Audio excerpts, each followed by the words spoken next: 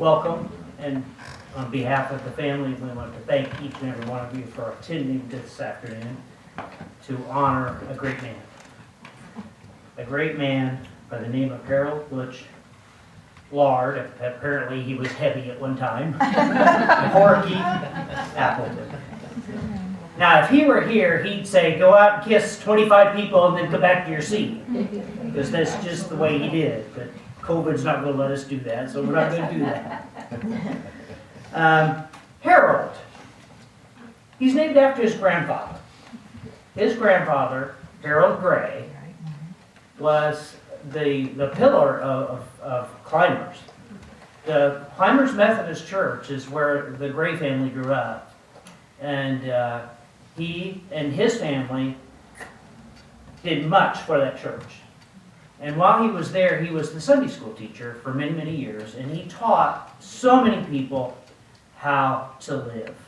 He taught so many people how to treat other people. Grandpa Gray's kids, I did not get to know the one that died of leukemia, but I did know Uncle Vernie. And those of you that knew Uncle Vernie knew and know that he was such a giving person. In his whole life, he just wanted to make other people happy. He worked in a travel agency where his job was to plan vacations for other people. Make people happy. And he gave part of his life to make all of his nieces and nephews and that'd be all the Appletons, because he had no children. So all the Appletons, he just wanted to make sure they were happy. Once a year, he'd have this reunion in Huntington and invite all of us up there. And for some of us, it was better than Christmas. It truly was better than Christmas. We walked away with presents. We had fun. It was a great, great memory. Vernie then passed that on to many other of his nieces and nephews. Opal, who was Vernie's sister, my grandmother, and most of you knew Opal, also lived her life to make other people happy. She was all about serving and making people feel comfortable and happy. I never, ever heard my grandmother say a bad word about anyone in all the years that I was there. And she passed that on to her 7 children, all 7 of which stood up to that same pillar of, we're not going to make anybody unhappy. Everybody's welcome. Everybody is a part of the family, whether you're blood or not blood, you're part of the family. And she lived that life for those 7 people. All 7 of those children, and Butch being the youngest of them, got the benefit of not only the blessings of Grandma, but also the role model of all of his older brothers and sisters as he grew up.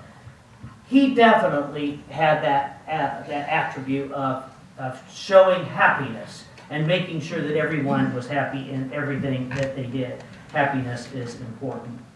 Of all of Grandma's children, all of them had jobs where they served people. Several of them even served in the armed services. But their job was to make people happy in their job and serving people. Butch happened to work for the livestock yards.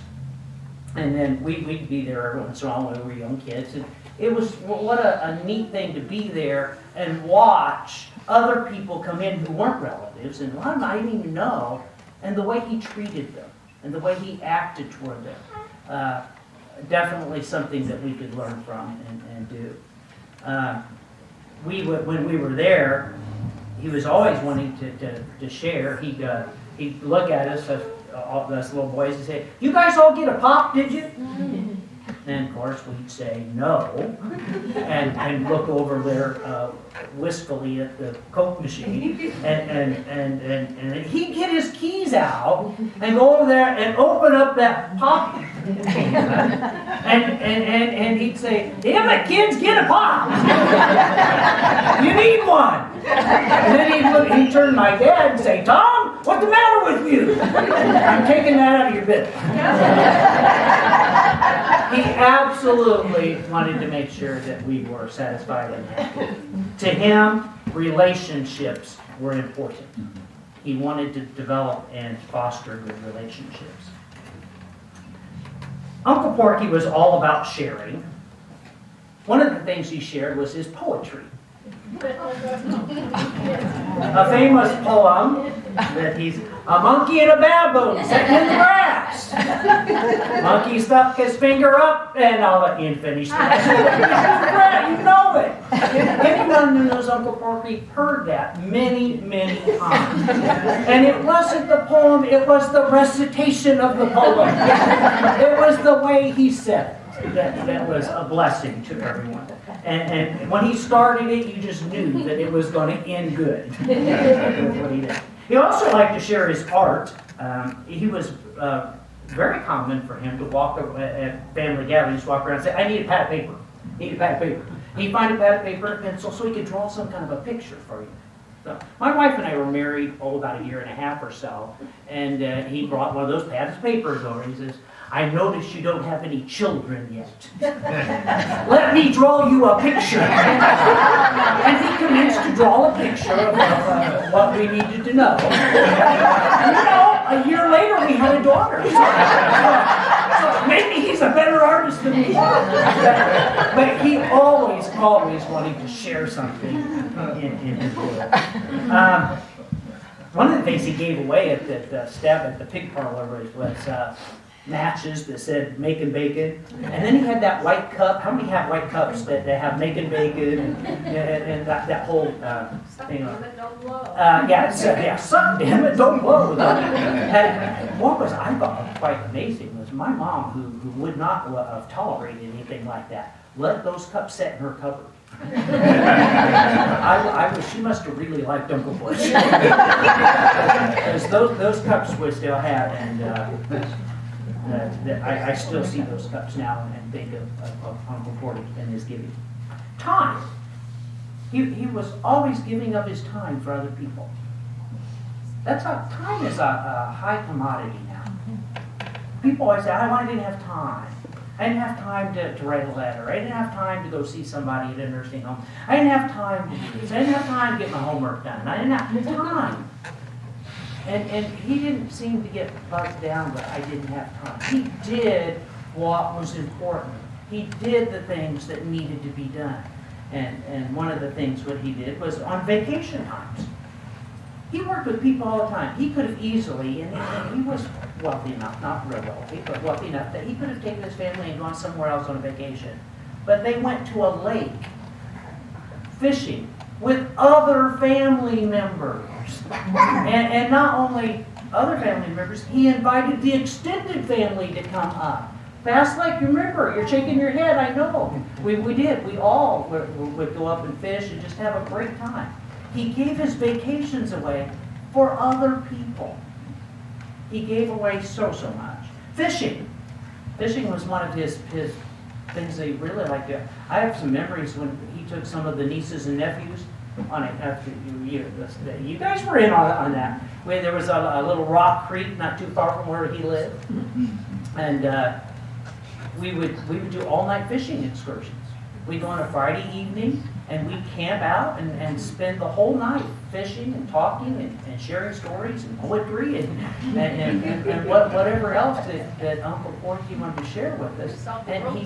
And he would teach us how to fish, how to have a good time, how to enjoy being with people, how to enjoy others. And he was really good about that. Family. He grew up financially poor, but rich in love and entertainment. He just had so much going on for him in the love category there. Many of you probably saw when you walked in the little rock with the three boys sitting on the rock, which would be my dad and Uncle Chuck and Butch, the three of them. And although he was not in the picture, Duke, who a lot of you was the same age as those three boys. So it was four boys that were always bullying each other and giving each other a hard time. Under today's standards, that kind of bullying would probably be frowned upon.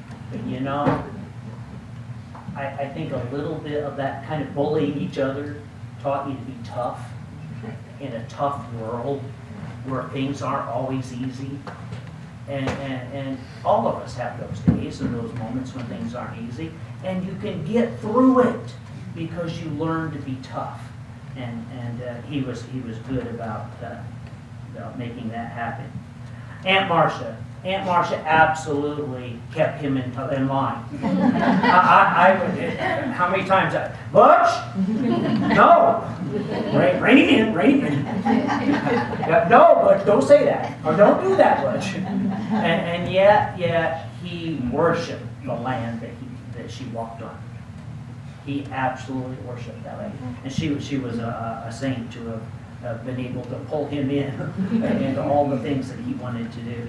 Sandy and Chris, oh my, the things he said about you, he loved you too. And he bragged about you all the time. And anytime we'd be together, he'd say, well, this is what Sandy's doing, this is what Chris is doing, and the grandchildren as well, when they came along. He's always saying good things about all of you. He just never said anything bad about anyone and what he did. Holidays, reunions, I don't know that he ever missed any chance to go to a reunion or any chance to go to a family holiday. He was always there. And not only was he there, he worked the crowd. It's so easy to go to a reunion, sit at the table in the back and talk to the two people you know and you want to talk to. That wasn't him. He worked the crowd. He made sure he talked to everybody that was there. He made sure that he made contact with everyone and found out how they were doing and what can I do to make life easier for you and get you to laugh somehow in what he was doing. Sunday afternoons growing up, we spent almost every Sunday, it seemed like almost every Sunday afternoon at Grandma Appleton's house. It's just the way it was. We probably weren't there every Sunday, but it seemed like about every Sunday we were there. When we were there, often Bernie and Yolanda and Irene would be there as well. And we'd have them. And he was always good. He and a couple of my other uncles were always pretty good about giving Yolanda and Irene a hard time. Kind of teasing them. And I kind of think teasing's a little healthy. A little bit of teasing is healthy. And I think he taught us all where to draw the line. It's okay to tease here and there. Like you draw the line here. Mostly when Marcia said this is where.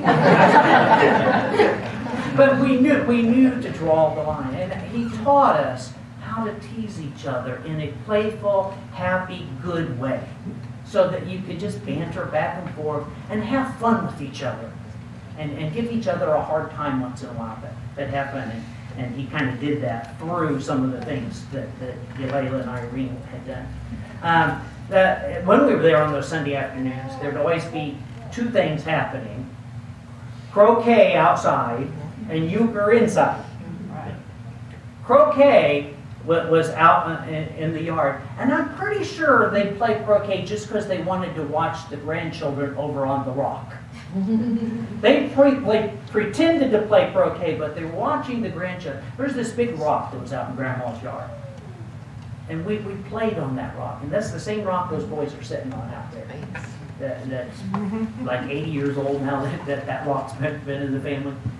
We played on that rock and had so much fun on that rock. Rex has the rock now. You go out on the rock sometimes and just stand on it just for old time's sake. But they were playing. They played croquet out there. Chuck did it, and Dad and all the rest of them were croquet players. Ham was the neighbor, was always there. I thought Ham was a brother for the longest time. But inside the house, they played euchre. At the dining room table, that old round brown dining room table, that they played euchre on. And Butch was a euchre player. He sat at that table.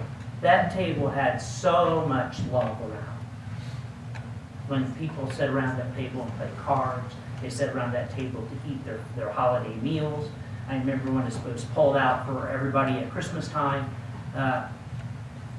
But that table, they played so many euchre cards on it that it has worn spots where your hand's set. The finish is worn off where your hand's set from all the card playing that they did on the table. I bought that table at the Grandma's auction. And paid a little more than I wanted to, but what was so neat about it is I'm standing here bidding, and across the way was Uncle Butch. He was my cheerleader. Every time someone else bid, I'm like, I don't have that kind of money.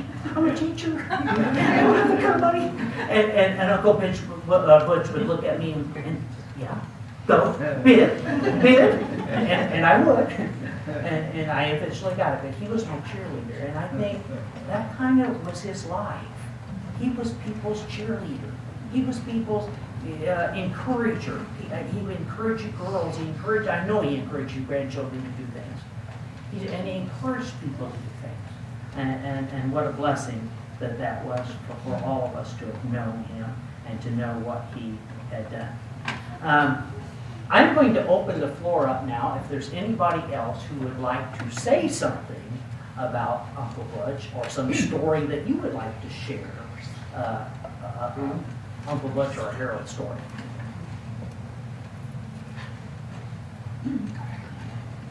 Okay, Max. Bear with me. When we were young, I don't know how many grandchildren was born at that time, why, but we, or I did, stayed at Grandma Lake's. And Butch, we all stayed upstairs. At that time, he was pretty heavy. I do not know if it was a feather bed, if the mattress, I really don't know. Can't remember. But I do know that when you slept with Butch, you fell in the vicinity. And this is the winter time, okay? I mean, it's cold. That upstairs wasn't heated. No heating, no air conditioning. But he always took care of us. We may have slept on several quilts. And I've always remembered that. Okay? And we would go, like you said, up the yard. And it was fun to go up there when I was a kid up there. And I stayed with him for a few days or whatever, over the afternoon, come again in the evening. We always had a great time. But at 9 o'clock every morning, if he was there with me, you sat in the chair and hush. No, you can't make any noise because he had to do the market report. So, yeah, I had fun memories. I just felt like I was somewhat of a celebrity because I knew him because he did the market report. So he was on the radio. Well, for us poor people on the farm to know somebody who was really on the radio, that was pretty good. And, or you'd say you were in Appleton and you'd say, "Do you know Porky?" Yeah. But yeah, I can remember many times we were at Grandma's having dinner. And at dinner, she'd say, we had to be quiet because the 11:35, it was right at 11:35 when I come on the radio. She'd say, we have to be quiet because Uncle Butch is on the radio. And we listen. Any other great stories? Yes. So every New Year's Eve party would be at Chuck and Carolyn's. And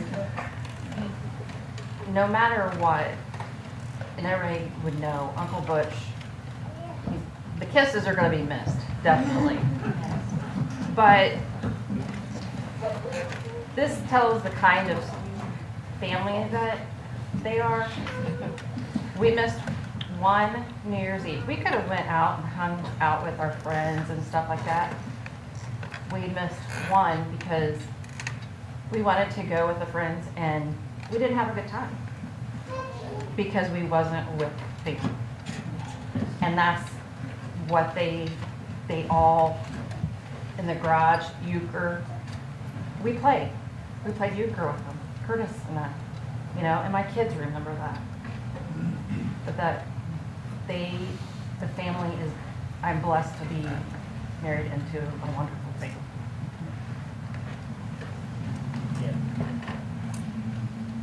Yes, and Carol. I'd just like to tell you what him and Uncle Chuck used to do when they were younger.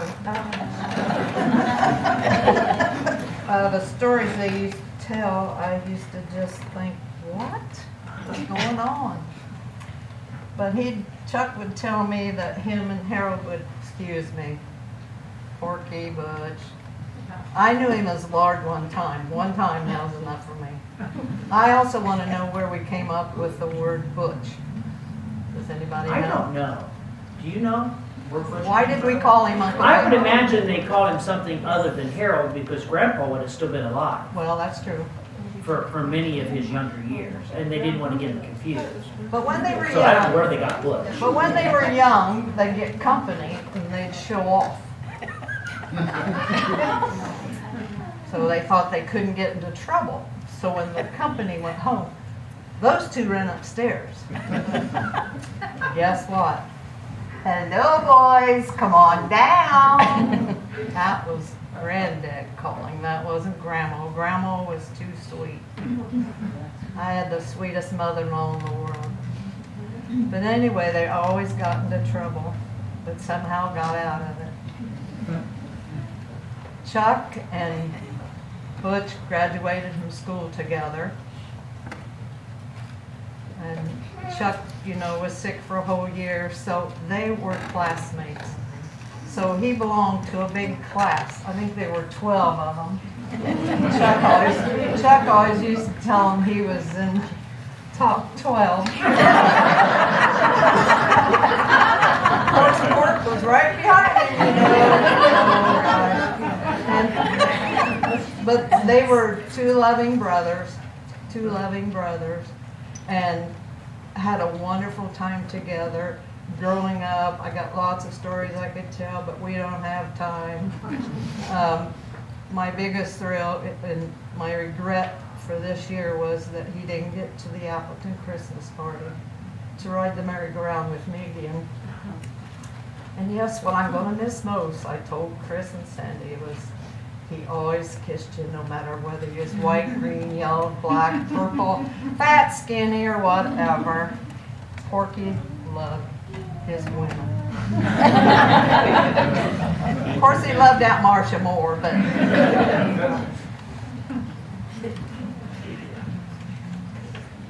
Anybody else want to say anything? Yes. We started a euchre club back in 1962, and there were 6 couples, and we progressed farther than playing euchre. We would go out and eat and come back and visit, and eventually we took trips together, and we have so many memories. I have an album of pictures we took on our many trips, and I just can't begin to explain all the fun that we've had through the years. Yes. I don't know if I remember it personally or if it's just hearing it from the others, but there was one time, I think it was a station wagon, and had a pretty big trunk, per se, and he had all 5 grandchildren just flopping around back there, and we ended up getting pulled over, probably because the cops saw all 5 grandchildren in the trunk and not in a car seat, and I don't know how he got out of the ticket, but I don't remember him getting a He's a t-shirt for that. celebrity. He just said, like, I think the cop was, maybe put him in a seat and go home. Kyle said, "Oh, it's okay. We're Cobra kids. They're not going to arrest us. We're Cobra kids." Remember that?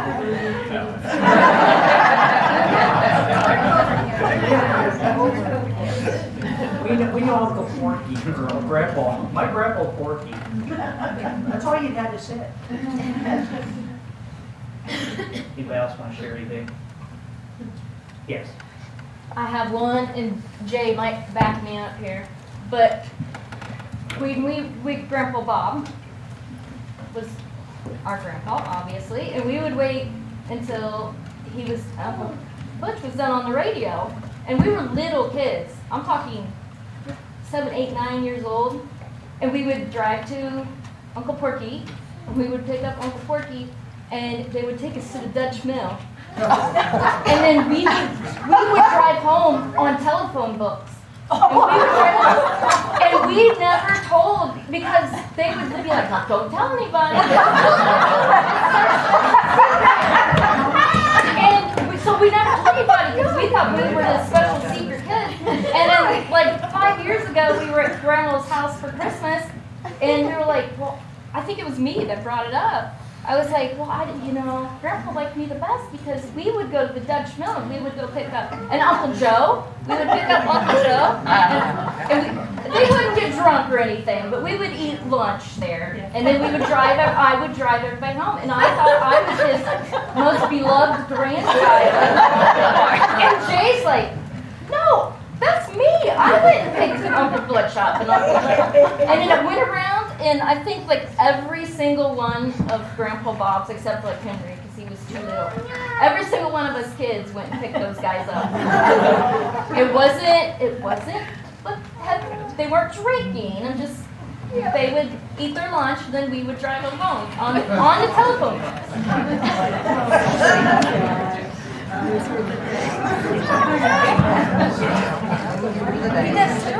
Any other great story? They let her not. No, but they took us there. Dad loved Uncle Bob. He said he was the best farter in the world. He would run around that big round table and rip him on demand. And if you knew Dad, we would walk down the mall and he'd let one loose and we'd go all in different directions. So he did a good job teaching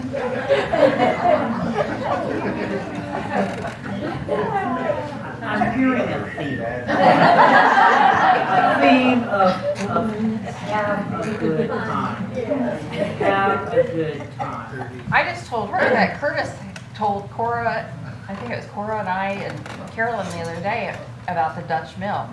He would go with Uncle Joe. So we weren't special at all. You were in Appleton. There was your biggest problem.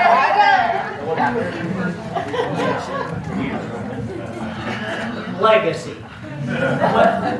When you pass on, and as I get older, I think more and more about my own legacy and what I want to pass on to other people. And some of you are there too. Like, you want to pass on something that will make the world a better place.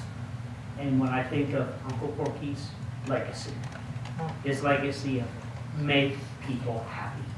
Amen. Make people happy. Do whatever it takes to make people happy.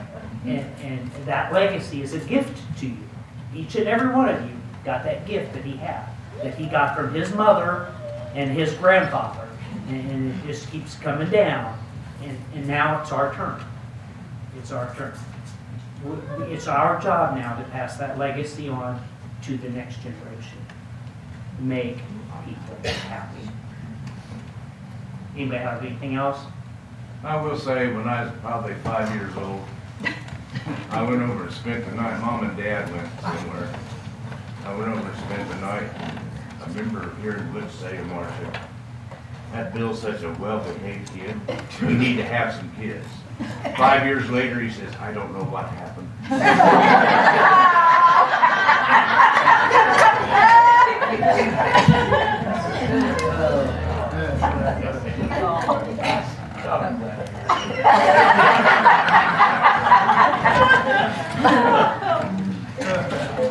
Let's end with a prayer. Dear God, we do thank you so much for the life of Harold, Butch, Porky, Appleton, and all that he has meant to so many people. We thank you so much for the blessings he has given us. We thank you so much for the good times we've had to share. We do ask that you will give us the power and the wisdom to go on and pass on what he has given us. We ask that you bless each and every person here as they go on their way. And we ask a special blessing on all of the family that are not here today, that for some reason or another, but wanted to be here. We do ask that you will be with Chris and Sandy as they continue on their life without such a wonderful person to be their role model. We ask all this in your name. Amen. Mark, can I say something? Let me say a couple things first, then I'll let you use that. Okay.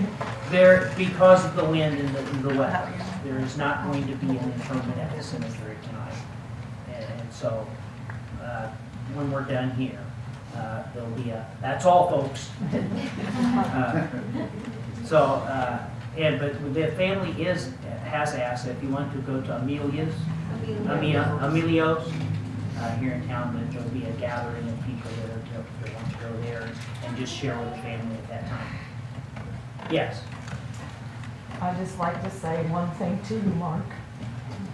What a blessing it is to have you in our family to do what you just did for Uncle Butch.